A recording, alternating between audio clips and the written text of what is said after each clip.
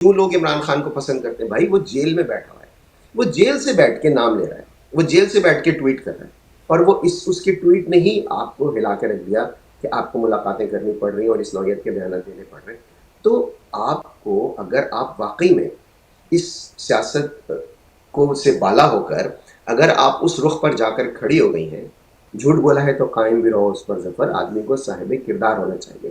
اگر آپ وہاں چلی ہی گئی ہیں، کیونکہ دیکھیے اگر سیاست ہوتی تو آپ وزیر اعلیٰ کبھی نہ بنتی، کیونکہ آپ تو الیکشن ہار چکی تھیں، آپ کے والد صاحب بھی الیکشن ہار چکے تھے. تو ظاہر ہے سیاست سے تو بالا آپ ہیں، اس میں تو کوئی شبہ نہیں ہے، تو کوئی نئی بات نہیں ہے.